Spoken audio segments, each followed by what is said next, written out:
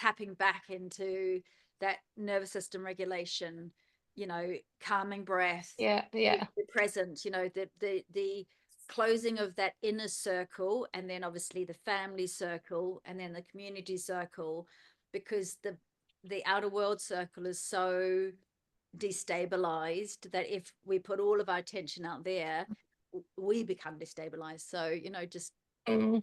I know, and it sounds to a lot of midlife women and older, it sounds selfish to say look after yourself first, but it is that, you know, if you feel regulated and calm and in a strong, Helen, you know, like we were saying, not just, you know, with the breath and grounded, but actually physically strong, because it makes it's weird how it one leads into the other, that leads into the other. It is the internal physical strength and connection with your breath that creates a sense of groundedness and Yeah, mental strength. And then, you know, that inner circle means that your next circle out, which is your family, that's a bit more stable. You know, you're able to give them in that container much more fully. And then next one out is the connections in the community. And whereas I think we do, and I'm guilty of this, I sort of look beyond the immediate, and that's actually very hmm, destabilizing. It's only we need people who are internally strong, don't we? So that those ripple effects can be from a place of truism, um, and you know, stable values, I think. hmm. Yeah, Yeah, totally agree. But sometimes it's hard to all the time think this way. That we can only basically control the things that which are within us and that's a little bit around us. But what happens elsewhere, yeah, it's really difficult to have any impact on or influence immediately. Mm.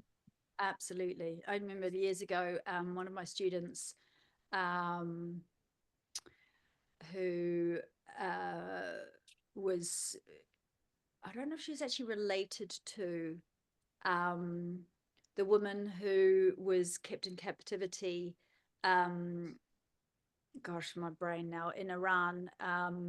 The mother who and her husband was campaigning for years, and she was only released like last year or the year before. Mhm. Yes, I can't remember. Can't believe I've forgotten her name. I know. I know who you mean. Yeah. Isn't it awful? Golly.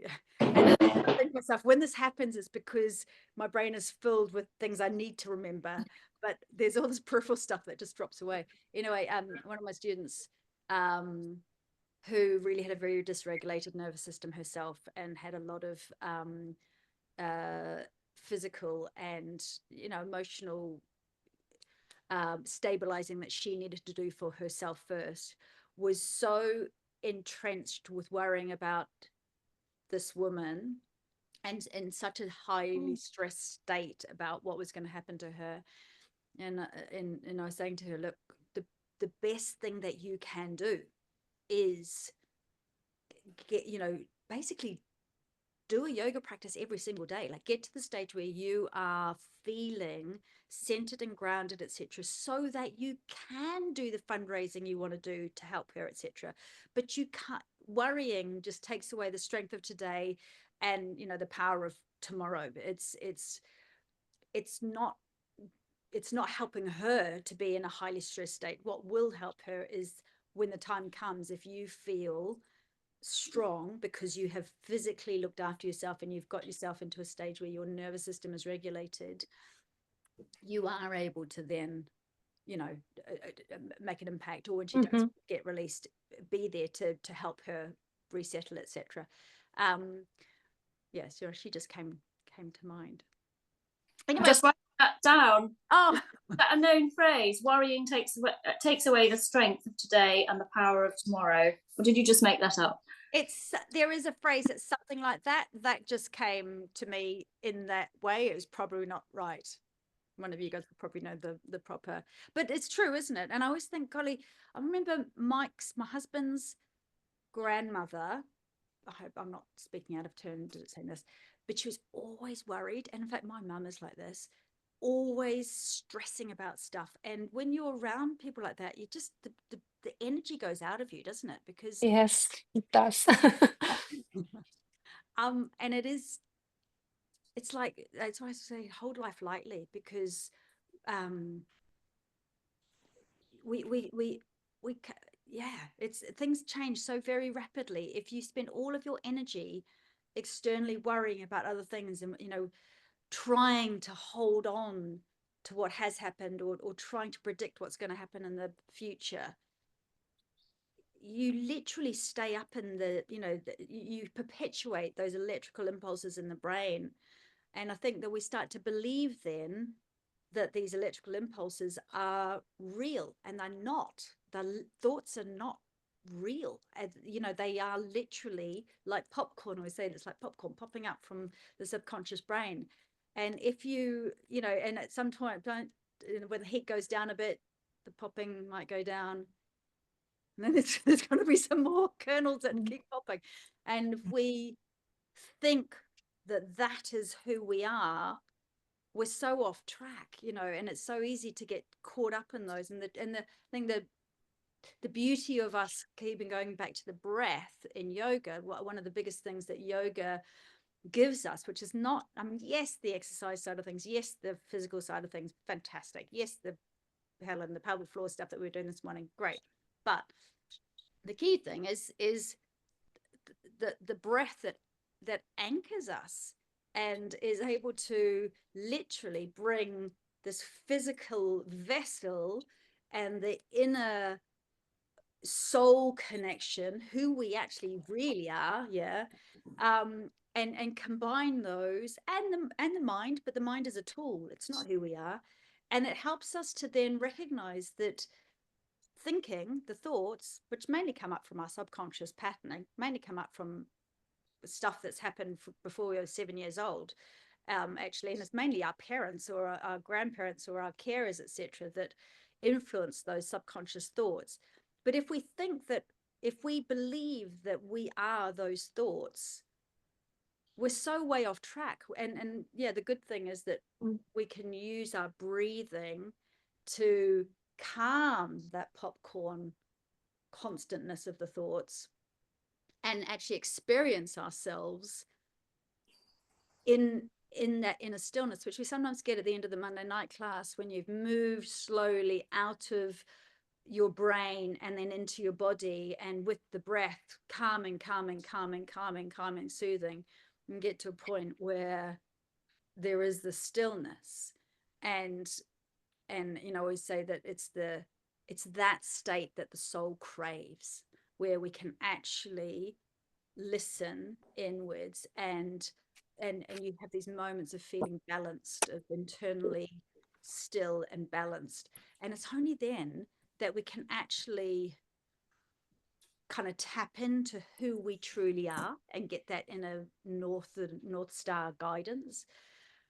Whereas if we're so busy with life and the popcorn's going constantly, it's very easy to just be in that subconscious patterning, in those electrical impulses. And then you're constantly going, oh, well, what if my son or my daughter turns into like my mother, and and you're here and you're all over the place. And it's such a waste of energy. Thank you. That's kind of needed at the moment, I think. Thank you. It's very relevant.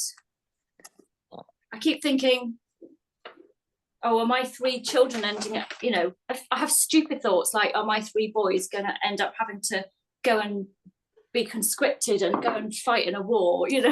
Stupid thoughts, because that's not real right now. That's not real. So that grounding and remembering what's really real is really important. So thank you, Linda. And the thing is, Helen, I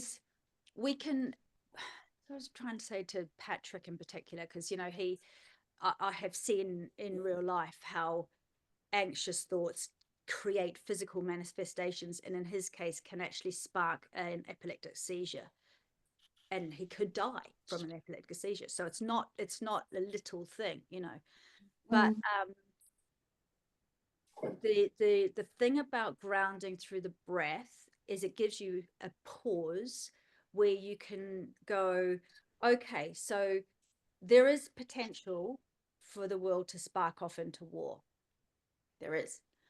And there is a potential that my family, my children might be involved, have to be involved. But do I spend all my energy in thinking about that, or do I choose to literally box that and not let myself go into that thinking, that spiral thinking, and instead focus on my breathing and what is real here and now? So you go into, let's focus on the feeling of this physical vessel, the trillions of cells, the 40 to 80 trillions of cells that make up this physical vessel, and you touch something, your hands, you feel your bottom on the ground, you feel the air against your skin, you sink yourself into this moment in time. You focus on noticing what you can see. So you basically wake up your senses. You know, you look at the contrast of the colors of the sky and a tree. You look at how the light falls against the cat. You focus, and then you hearing, you listen to the water pouring out of the tap. You hear the sound beneath sound, you know, the constant hum that's always there. You basically wake up your senses and you ground yourself into here, and you do that in particular with your breathing. And then you basically go, no, I'm not. You tell your nervous system, get out of sympathetic worrying state. It's not real right now. It's a projection on what might happen. You might walk out the front door and get run over by a bus as well, but you know, we don't choose to spend all our time thinking about that. And then you masterfully bring your mind, like a dog, Pavlova's training, back to what is real, because this moment in time is the only thing that is real. Is the only thing that we can, like right now, talking to you guys here, is happening right now. What happened this morning in class, me teaching you guys, that's now a memory. We've got the repercussions of it in our cells, in our bodies, still happening, but it's gone. What happens in an hour's time, I can imagine what's going to happen, but I don't know. This right now, me speaking and you guys listening in this moment in time, is the only thing in our little realm that is actually happening right now for us. So I think that's when we remind ourselves of that, it's very powerful, because we start going, it is a waste of energy to worry about stuff that we don't actually have any control of right now. And that's why it keeps bringing me back to, if we focus on that inner circle, us, and our own mastery over the tool that is our mind. It's not who we are, it's a tool. And use our breath, which is a tool, to anchor the mind and the physical body. We connect more with the all that is spirit. Yeah, you know, we have the little self and the big self are much more connected, and then we can feel like we're flowing with life. And when we're in this state, this is the exciting thing. When we're in this state, it does influence what happens in the next moment. So we can actually change our future. We can kind of predict what our future is going to be like by changing the state we're in now. Because how we are right now is a reflection of how we were before.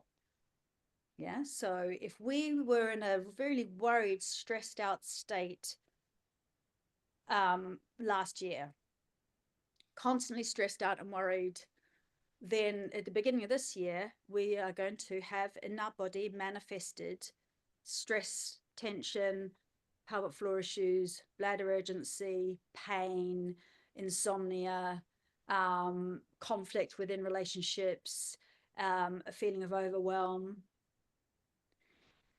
Yeah, because of what happened last year, we're going to be feeling that if reflected in our body now. We're probably going to have attracted things into our life which amplify and consolidate our view that we are out of control, that we are that things are happening to us, that life is bad, that we have no power. And if we make a conscious decision in this moment in time to change states, and it's a practice, it's not like you can go like going to the gym once and doing one set of bicep curls and going, yay, well, that's it. It's a practice. You can't, that's why yoga is a practice. It's not a one-off thing. It is a lifelong practice, because you're constantly practicing coming back into this present moment and changing state.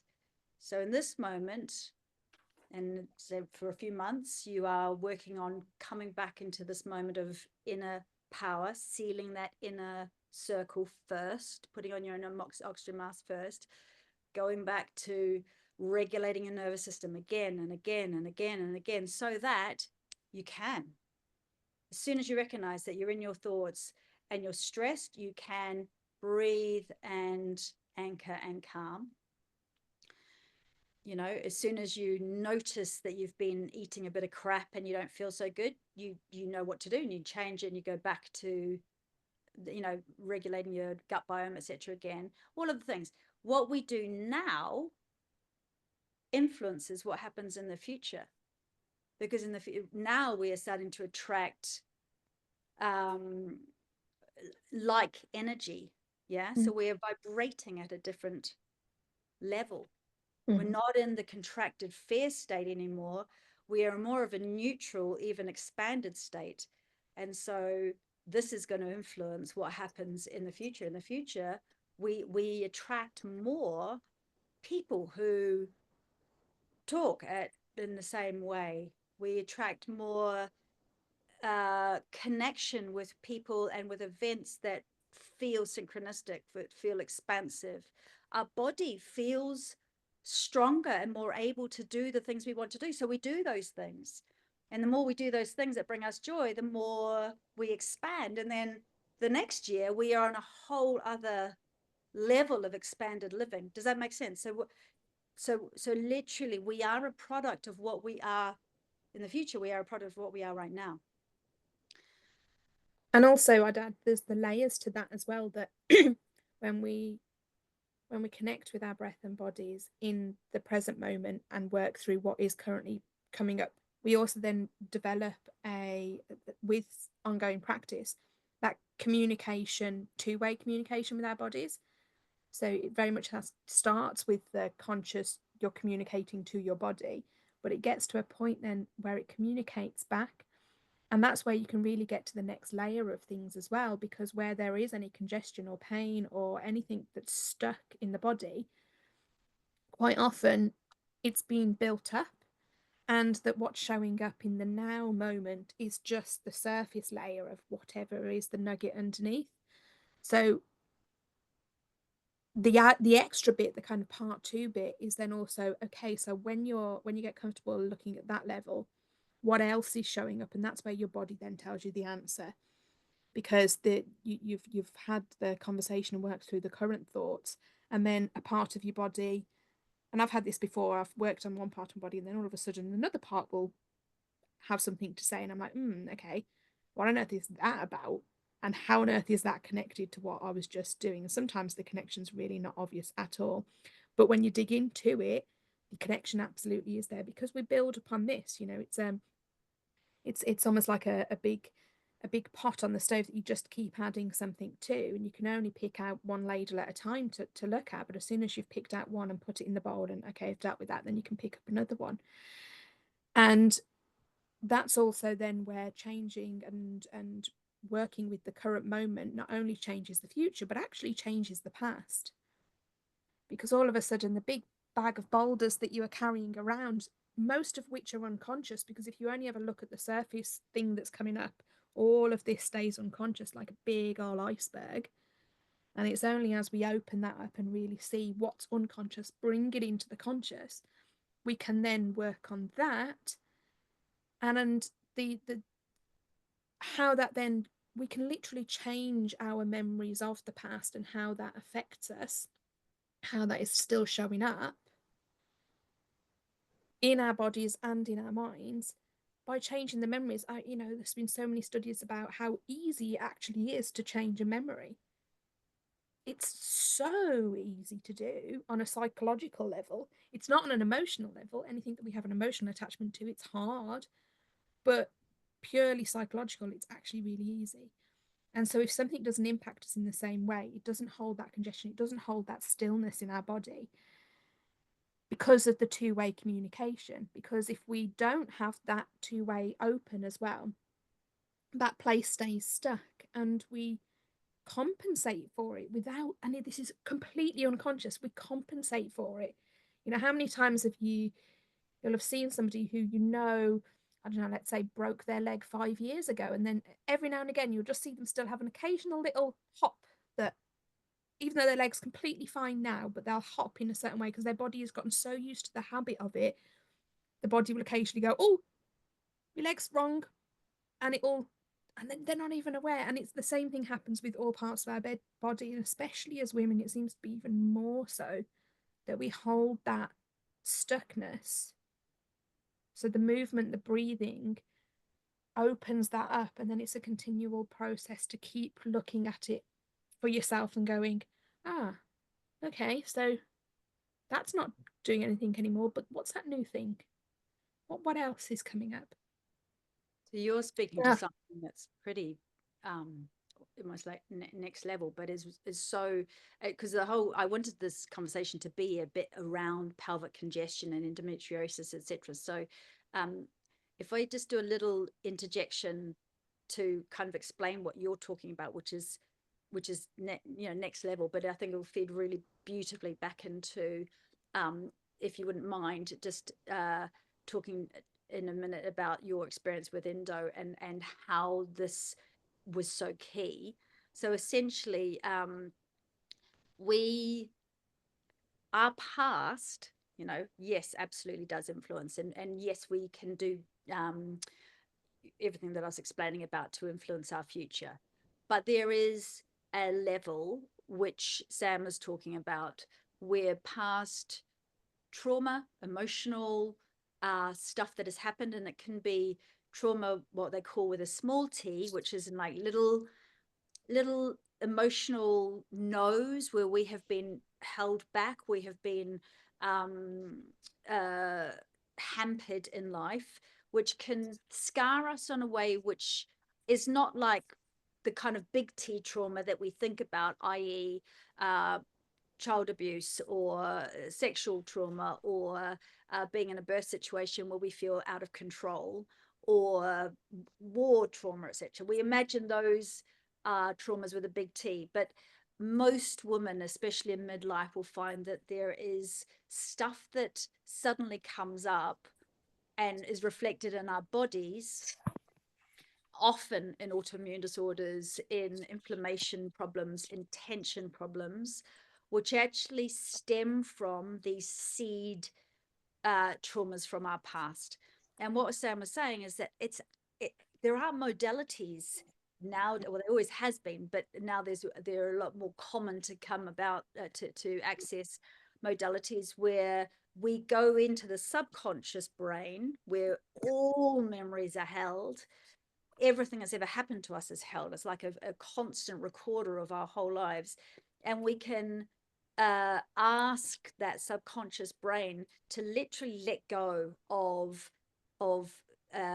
stuck emotions. Emotion is energy in motion. So when energy doesn't get flowed, when a whole emotional event isn't finished with a resolution, and we don't go back into the parasympathetic nervous system after being in a trauma shock situation, if the emotion gets stuck, then that stuckness can literally get stuck in the physical body, normally in a place where we already have a weakness. So for Sam, maybe in the pelvic area, often there's a mother wound thing going on there for women, and often it is in the pelvic area. So if an emotion gets stuck, and maybe another emotion gets stuck, and another emotion gets stuck, over time there can be this congestion, this backstop of stuff. And it is possible to do EFT work, EMDR work, emotion coding, all sorts of different modalities to ask the body, the physical manifestation of who we are, to let go, to release stuff from the past, which does make it a lot easier when we're in this present moment to be in the vessel and then influence the future.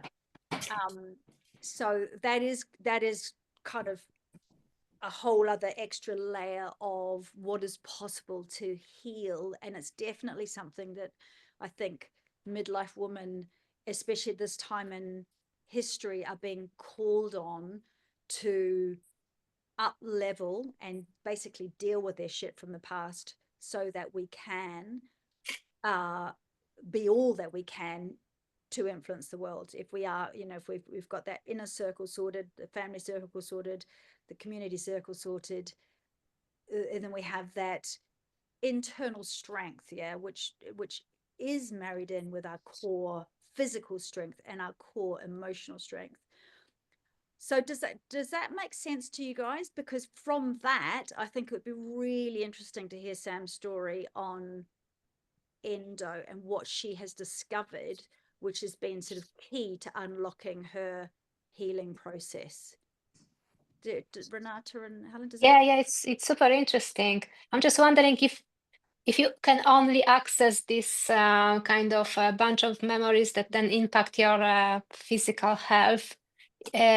Can you only access it through this specialists' help and well, I mean, in the past, we've, you know, psychotherapists have used hypnotherapy to access. Yes, yeah. But and you know, acupuncture and things cannot. So there's a lot of sort of alternate Eastern medicine, Ayurvedic medicine works very much with a mind, body, emotional component. But these days, there are so many different modalities. So the one that is most known about in, you know, if you have to be a psychotherapist, somebody who's qualified to become a EMDR specialist, and that uses a rapid eye movement to basically go back into it's basically a sleep pattern, that when we've had an emotionally traumatic event, the sleep that we have after that event isn't good enough to help those memories be kind of like organized how they normally are, and those memories get stuck. So EMDR works in a way where you go back into, kind of through a hypnotherapy process, back into a memory, and you use the repatterning, like the REM movement that your eyes do, to basically help those emotions and memories to be filed in a positive way. But I mean, I've learned emotion coding, which is another modality where it is literally asking the subconscious brain what the emotion is that is stuck, and then using the meridians of the body asking the body to just let go, like you're holding a pencil and you just go, is it safe to let go? Yes, it's safe. And then we find out through kinesiology, and then you just let you let go. And there's lots of other what else? Tapping.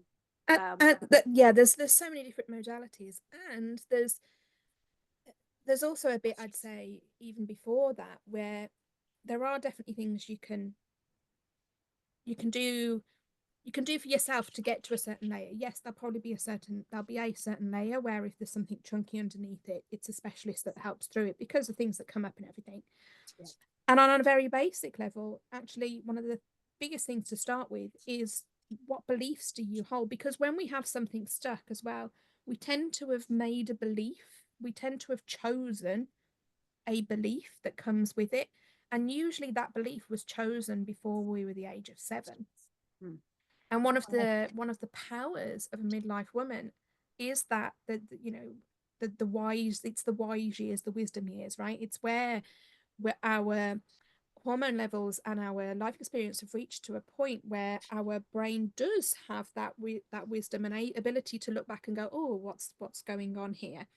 So capitalizing on that skill and that huge benefit that have as midlife women, that are just asking the questions, and you'll be surprised how many you probably already know the answer to. So straight away, if you spend, I don't know, 5 minutes journaling, you'd probably be able to come up with at least 3 big beliefs that you are absolutely sure is correct. Now, somebody else will have a different belief, but to you, they are absolutely true. You know, some of the common ones might be, I'm not good enough. It always kind of tends to start with an I am statement. I'm not good enough. I'm lazy. I'm rubbish at that. I can't do maths. And it can be something very practical, like can't do maths, but there's still a belief there. And all these beliefs we then perpetuate. And like Linda mentioned earlier, we then bring into our lives ways to prove that belief true. Because it is then our ego self, it loves the opportunity to prove us right. Yeah, and we look everywhere for those proofs, yeah? All the time, because what your ego wants to do is go, see, told you, I said you weren't good enough, and here you are, you've just gonna mess it up, you silly woman. And our ego loves to do that, and it's like a little person on our shoulder going, no, I told you. And that is what it does, because it brings these things in to prove ourselves right. And it's in just shining a spotlight on that, you'll be able to get so far even without the extra the professional help, which absolutely, to go really deep into these things, yes, and there's so many different modalities that do that, and highly recommended if you know that there's a big big thing underneath. But even just knocking on the surface parts first, if you have that belief, why do I have that belief? What's the memory that comes to mind that makes me, when I think of I'm not good enough? Oh, it was when I was at school and blah, blah, blah, and the teacher made me stand up in front of the class. Okay. And how did that make you feel? What did you make that mean? Because then you tap into the feeling first by tapping into the body, and then the meaning, that's the decision that you made. So the belief might be I'm not good enough, but the decision actually is I can't stand up in front of lots of people because I'd look like an idiot. I'm not safe. Not safe. And that's then the decision is not safe in public or not safe in front of a load of people, because at school maybe you're ridiculed for doing a presentation in front of the class or something. So one memory then has these lines that come off of it and influence so much of what we're doing, and we'll feel that in our bodies. You know, I used to be afraid of public speaking. Now I jump at it every opportunity I can get, but I used to be, because of a classroom incident like that. And so my body, any moment that felt like it was even vaguely close to a public speaking incident, my body I'd feel I'd crunch up, my neck would disappear, I'd need to pee a lot because my pelvic floor would then be having a complete meltdown. So I'll suddenly desperately need a wee, which also served as a way to get me out of the room, right? And again, that's a very, very clever ego thing of, you need to pee, so you got out the room. Oh, see, you were afraid of that, weren't you? It all mixes together. So that's where that communication with our bodies are back and forth. All the time our bodies are telling us something. And sometimes we can't access what that is, and that is where the professional tools absolutely are needed, because if there is a stuck and you can't access it, it's because part of you isn't necessarily able to deal with it without having somebody else to hold you through it. And that's totally okay, I think. If you're interested, Renata, in the whole influence of those deep seed memories or experiences from, often it's pretty much always before 7. Read Biology of Belief by Bruce Lipton. So he was one of the very first cellular biologists back in the 60s who understood the influence of the energetic vibration of our thoughts on cell expression. So realize that it wasn't just our DNA in the cells, it wasn't just the nutrients that we eat or don't eat, but it was also the energy of our thought patterning. And that's why it's called the biology of belief, because how our belief systems that Sam's just been talking about, which are imprinted normally because our brain works at a level up until about the age of 6 or 7 on basically like a tape recorder, just records everything. So if you had any experiences, even in the womb, of being unsafe or in any kind of threat situation, or what you perceived as a situation of being unsafe, it gets recorded into your beliefs. I can see I've gone all slow here. And so, yeah, so read the biology of belief, because it will Thank you. explain all of that, and it's really enlightening, because you're like, oh my God, this stuff that's holding me back expressing who I want to be in the world is kind of not mine. It's my mum's, or that teacher, or my brother's, or and I influenced, I absorbed it.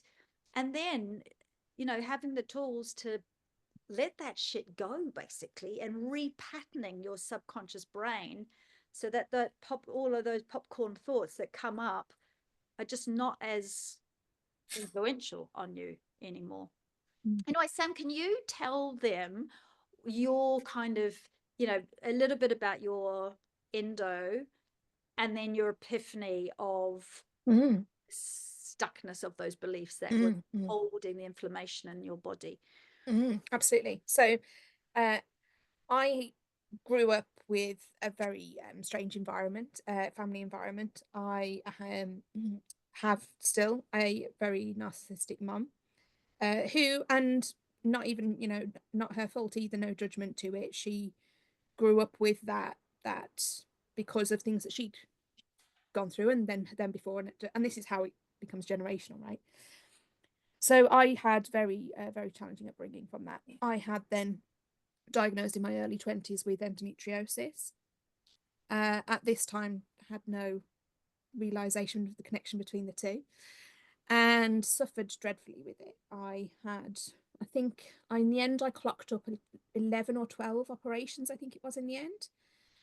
And the first doctor was a complete and utter turnip. He did a laparoscopy, which is the only way to diagnose endometriosis, and said he dealt with it. And then when the pain came back, only about 12 months later, you must be making it up, Sam. I've already got rid of it.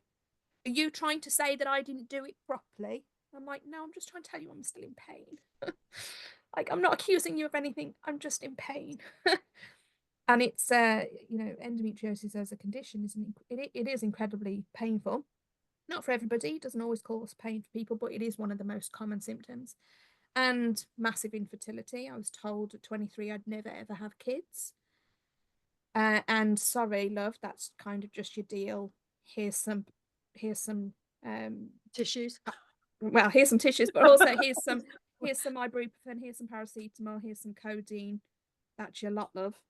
And yeah, I'd had several operations, found a better doctor for the second operation, but even so, there was very little option. And endo generally as a condition is given such little support in the medical system, because all they can do is keep opening you up, take the endo they see out, sew you back up again, stick you on birth control because they think that helps, although it doesn't always, and then wait until it flares up again. And that was pretty much my lot in life, and that's what I thought I was stuck in. Had my first child through a huge fertility struggle, and endo kept coming back. And then I had the big light bulb. I happened to be doing a particular self-development program at the time, so I was doing a lot of this looking inward, trying to figure out things, embodiment work, meditation, active guided meditation. So I was starting to tune in that way, I guess. And I happened to have one operation, one of the many. And 4 days later, I happened to go on a retreat with this company, this self-development company I was working with. I shouldn't have gone physically. I was not fit. I'd just had a major operation on my stomach. I could barely walk, had to have crutches and everything. But I'm a bit of a stubborn what's it when I want to be. So I went anyway. And on this particular retreat, we were taken through an active meditation. And if you've ever been on one of, I don't know if you've ever been one of those before, but hence the name active. It's not the kind of meditation where you sit in silence and go on a journey. You move your body in all sorts of ways, and it's about keep moving it in different ways to bring up different things, right? And I'd been on one of these before, and they're quite powerful, they're quite interesting. But this particular time, because of the pain I was in, I could barely move. So around me, I was even sitting on a chair, which hardly anybody does in these meditations.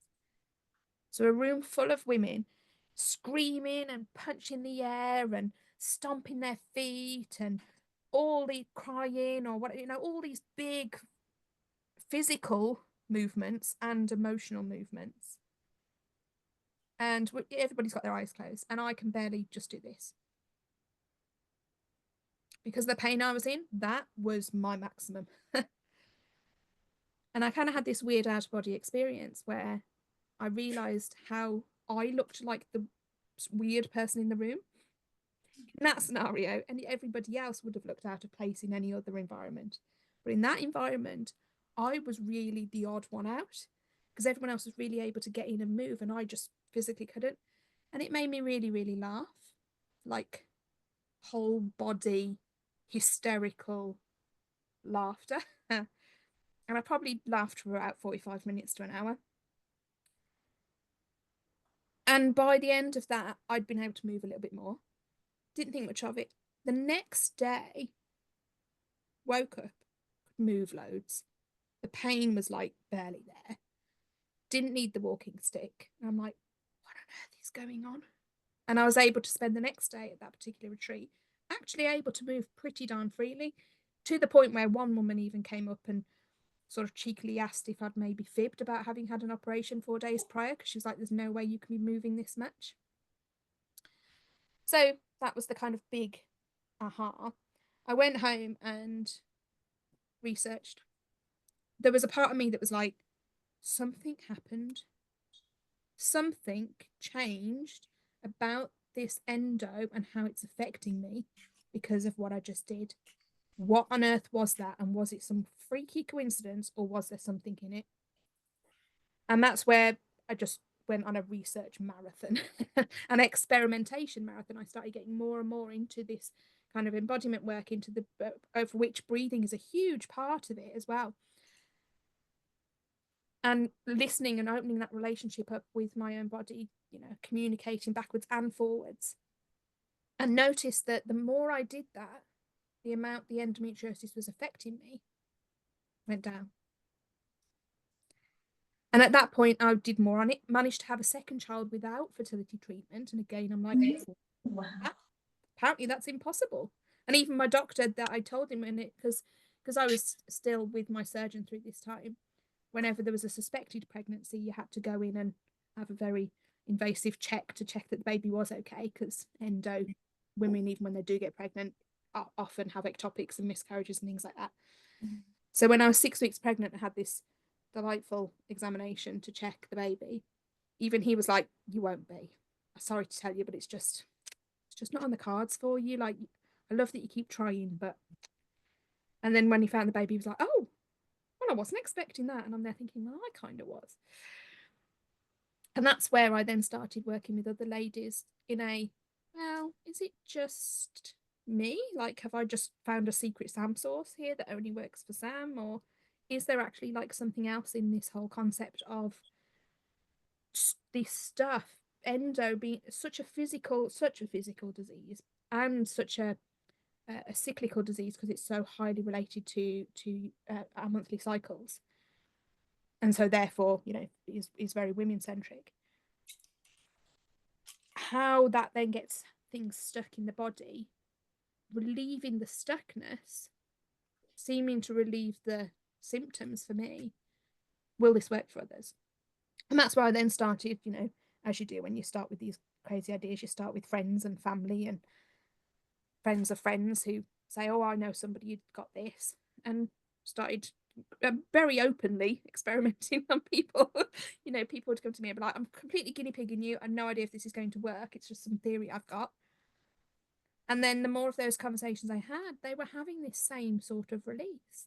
You know, women sending me pictures of pregnancy tests that when they'd been told they'd never be able to have kids, or, oh, I've just got a job for the first time in 10 years because I was told I haven't been able to have a job because I couldn't move from A to B for 7 days out of a month. And things like that, that the more and more digging into it, that's where this how and where things get stuck in our body seems to have such a huge influence on us. And most of us are so unaware of it. Mm. And it seems to be that as it's so connected to our hormones as well, which of course then is why when we enter the menopause, that change that happens in our literal physical hormones brings a different level of whatever's stuck, because our bodies, our organs are responding in a different way because we're having a whole different cocktail of hormones going around our body, right? So things that perhaps weren't conscious before are able to be a little bit more conscious, even if not the whole of it, because something feels different, right? So on a biological level, that's simply our estrogen levels are very intertwined with our oxytocin levels. Yeah. So when we physically, our ovaries start to shut up shop and we don't have the same level of that estrogen and therefore the oxytocin. And the oxytocin is the hormone that allows us, along with progesterone, absolutely, they work, the sister hormones work together. Having high levels of these two hormones allows us to be able to, you know, make 3 different dinners because Johnny doesn't eat nothing but pasta, and Isabel is a vegetarian now, and hubby has to do something else with high protein, and you know, so it allows us to do all the stuff and pair everybody's socks and clean the toilet bowl after somebody else hasn't flushed, etc. And then when those hormones drop away, we literally don't have that calming kind of let everything simmer underneath the surface. It is the deep, our own deep stuff that is coming up, that is being triggered, where we it's basically like we were on opiates, drugs for 20, 30 years. Yeah. So they were a little bit of LSD, basically keeping us in a chill out kind of dream state. Those drugs go away. And then our real, our own shit comes to the surface, our own stuff. So honestly, almost every midlife woman I know is going, I'm literally having a emotional crisis. I was this chilled out person before, and now I scream at people, or I don't feel like I need to go to a therapist, and I've never needed this before. And it is literally this opportunity, this window of opportunity where the opiates have gone and we are being asked to deal with the emotional trauma of whatever we all have stuff. That's the thing. And our body is the messenger. Our physical body holds the score. So when we have constant shoulder stuff going on, or endometriosis, or constipation, or pelvic pain, or chronic headaches, it's our body going, I please, you've got to listen to me now. And as Sam is saying, the realization of women at this point in our lives that the story that our body has held, if we are brave enough to go there and actually look at what is causing the dis-ease, which is, you know, the disharmony, the out of balance feeling, there is an enormous opportunity to do really deep inner circle healing that is going to allow us in our second spring, which is what they call the postmenopausal phase, if we've done the repair work, to go out beyond those immediate circles, to really express in the world in a way which is really powerful.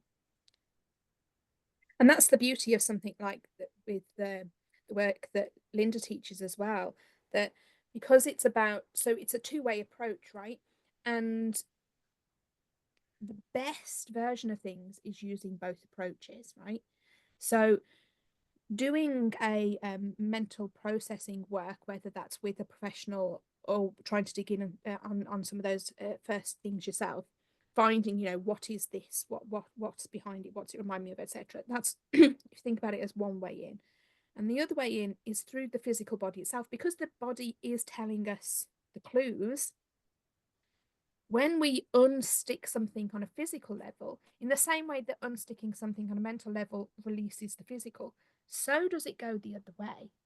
I remember one of the most powerful embodiment sessions I ever did, and it was one piece of music where all it is, it's the most simplest movement on the planet. It's just moving your hips in a circle really, really slowly, like snail pace slowly. And for me, when this was early on in my endo journey, that simple movement, like it's probably a 3-minute song, and I moved my hips in a circle, one rotation, but it moved the literal physical congestion.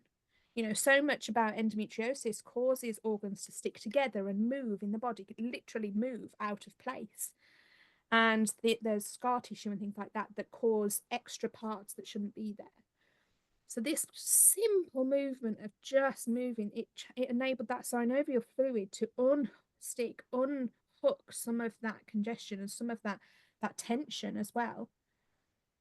And that helped my symptoms physically and opened up a pathway for the what was happening in my mind to also release.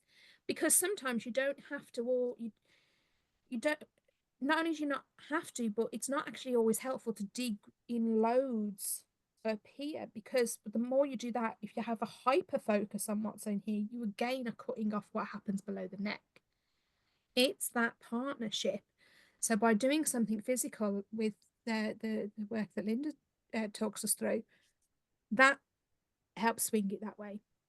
And it's so much about stepping into our best version of ourselves is about the contrast, because we can only grow to the same depth as what we've healed and released from. If you've got something that's keeping you there, you will only ever shine that high. It's just fact. Whereas if you're able to then dig in whatever way, physically or mentally, because it both works, to there, your amount of expansion that you can do goes to there as well.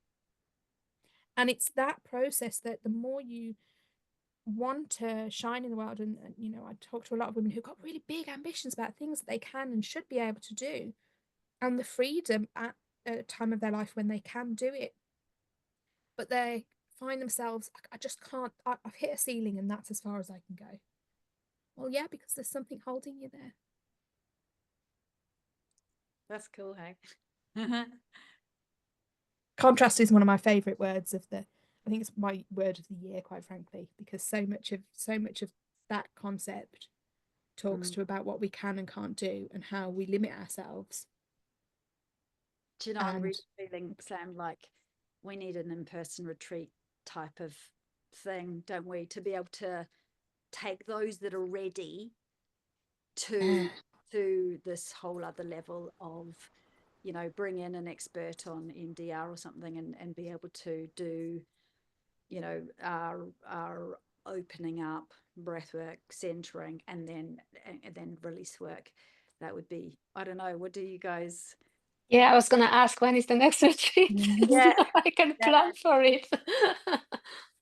I'm feeling like I'm being called now to do a lot more on the actual education side, you know, and bringing in, you know, the teachings like we did on Retreat Helen, but also the deeper understanding of what is actually going on. So more of a combination between spiritual involvement and then also physical involvement.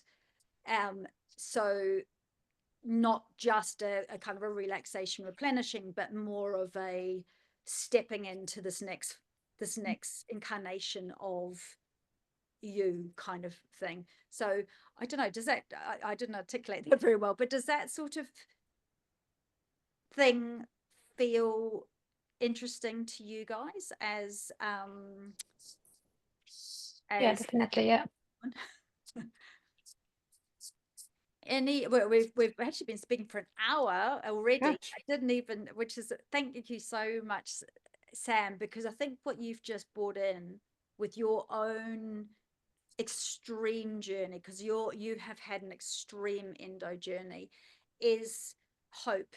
Essentially, it's that opening up of there actually is another way to get towards holistic, true women's health that is not mechanistic. It is not just surgery and the Western approach to medicine, pills, surgery, head cut off from body, but is much more bringing in of the whole woman. And I think that the having hope that in our lifetimes we are able to get to a point where we too feel absolutely in line with who we truly are, and able to work from that, that core health.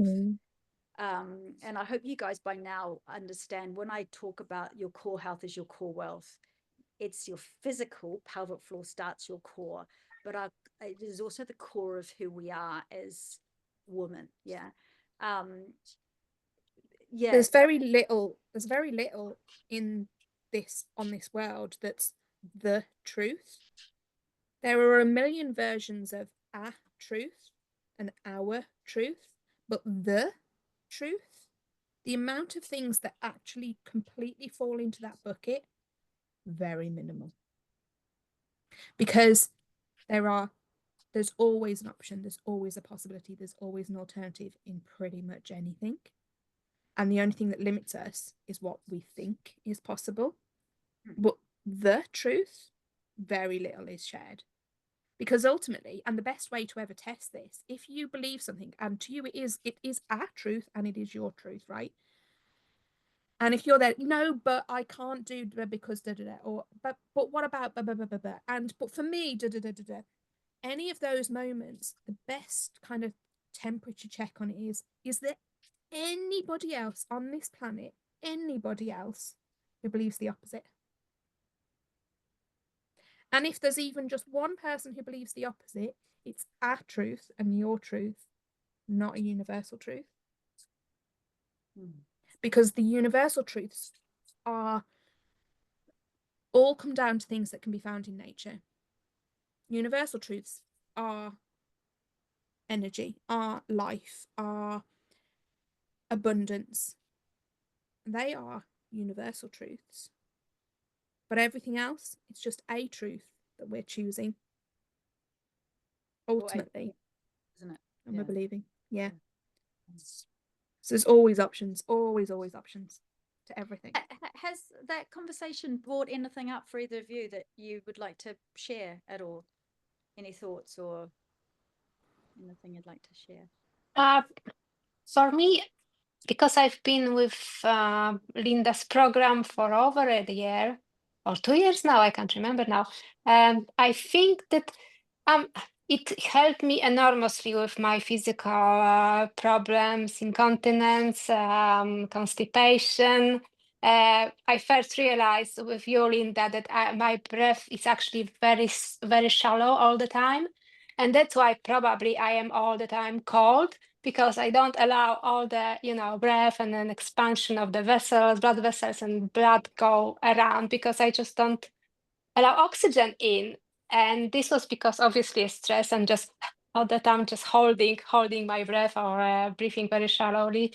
But so there is huge improvement, but I feel like in some aspects I'm still stuck in like old ways. Although I can, when I'm relaxed, I can explain to myself, oh, I should be behaving differently or looking at these things rather than that, and stop worrying, blah, blah, blah. But there are always old patterns that come back, and I really have trouble with just stopping that, and I don't know, going on to the next level and being a, just more chilled person in general, which I was born like, more chilled, but during this, I don't know, first 7 years of life, something happened that stopped me from expressing myself and being myself. And yeah, so something going a bit deeper, I think would be very beneficial. Yeah. You kind of know, don't you, when you're ready, Yeah. your spirit is calling for more. You kind of know when you're internally going, I'm not there yet. There's something, the puzzle pieces are here, but I need to start pulling them together. There's that inner sort of, and there must be more, and there must be more. So yeah, and I think, like, I feel that is something that is happening on a macro level, that what so many of us are feeling on the micro level inside ourselves, that there's more. It's happening everywhere, like as a whole generation maybe of midlife women, with everything that's changing in our world. There is this inner calling for that, heal the inner circle, because we have been called for something much bigger, but we've got to sort this shit out first. And it's not just going to more weights classes. It's not just it's not the laying on of tension on top of tension, which I've talked about a lot. It's starting to appreciate the trilogy of who we truly are, the physical manifestation, the mind, and our spirit, the Father, the Son, and the Holy Ghost, whatever you want to call that trilogy. It's like there's a happening. Do you know what I mean? I don't really know how to explain it, but it feels like there's a switch that's happening across the board, with so many people are going, oh my God, I now need that next layer of information and of installation, of downloading the next bit of software to help me to get to almost like the next evolution of human development. And I really feel very strongly it's midlife women who are at the forefront of this. And I think some of the, and this is just an opinion, not necessarily, I'm not got anything factual to back this up, but I think why that's happening now is, again, this, my favorite word, contrast, that there's so much happening externally that isn't, and we're noticing it is because it's so extreme in some ways. We're noticing it as, this is just not okay. This is no longer, we've reached the limit of what we're willing to accept about it as a collective.